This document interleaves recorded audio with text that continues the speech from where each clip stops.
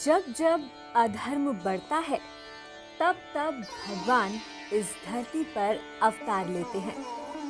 युग बदलते हैं, नाम बदलते हैं, लेकिन मकसद केवल एक ही रहता है, धर्म की स्थापना।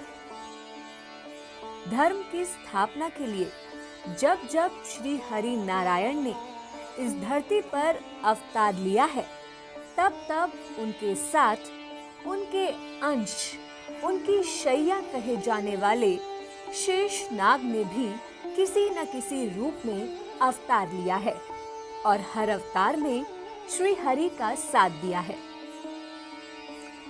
जब भगवान विष्णु ने भगवान श्री कृष्ण के रूप में 8वां अवतार लिया था, तब शेषनाग ने उनके बड़े भाई बलराम के रूप में अवतार लिया था।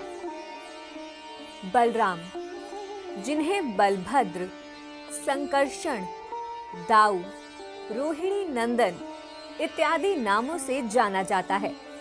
बलराम को शक्ति का प्रतीक माना जाता है, जिन्हें एक आज्ञाकारी पुत्र, एक आदर्श भाई, एक अच्छा पति, इन सभी रूपों में देखा जाता है। बलराम मल्लयुद्ध, कुश्ती और गदा युद्ध में पारंगत थे। वह हल धारण करते थे, इसीलिए उन्हें हलधर भी कहा जाता है।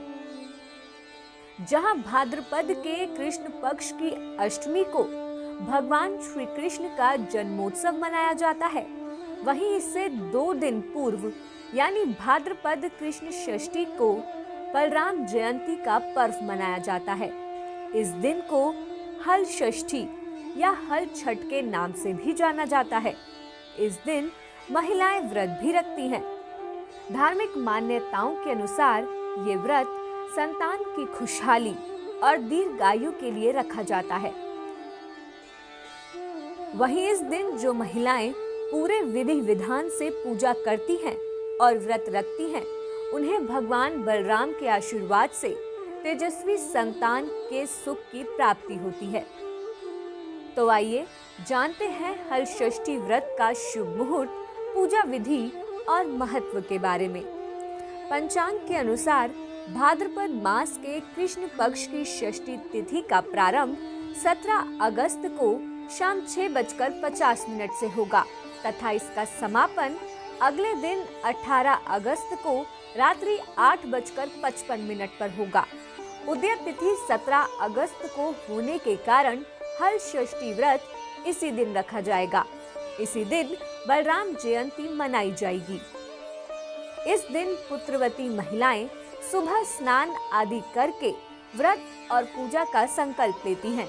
षष्ठी पूजा में कांटेदार या प्लास की एक छोटी टहनी जमीन में या गमले में गाड़कर उसकी विधि विधान से पूजा करती हैं।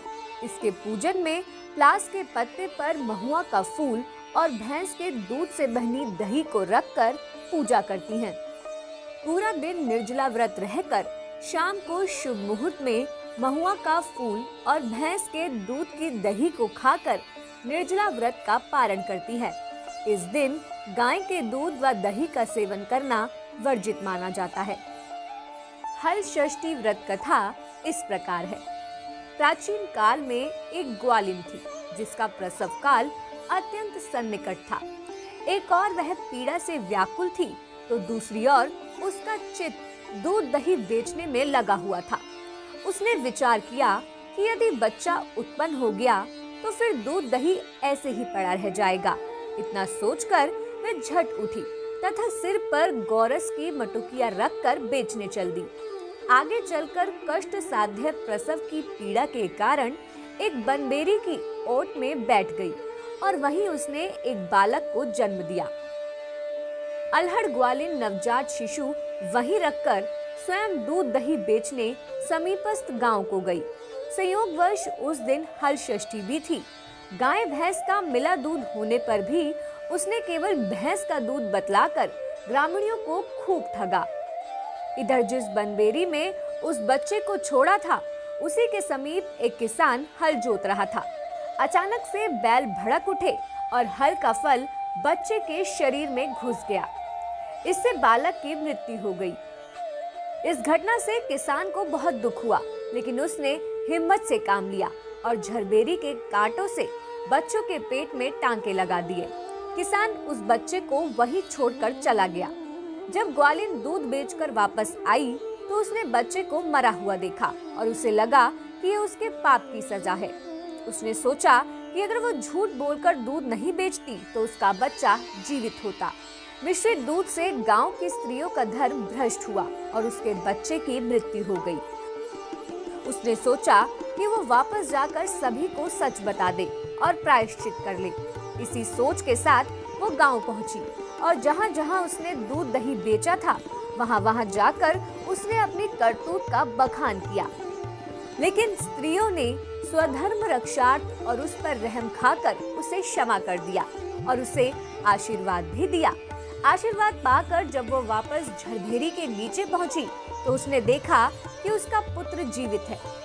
तभी से उसने स्वार्थ सिद्धि के लिए झूठ बोलना ब्रह्म हत्या के समान निष्कृष्ट कर्म समझकर छोड़ दिया।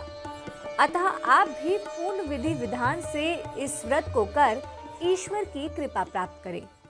आप हमारे संत वाणी चैनल को सब्सक्राइब करें, वीडियो को लाइक करें, शेयर करें और हाँ, बेल आइकन पर क्लिक करना बिल्कुल ना भूलें ताकि हमारी किसी भी वीडियो की सूचना सबसे पहले आपको मिले।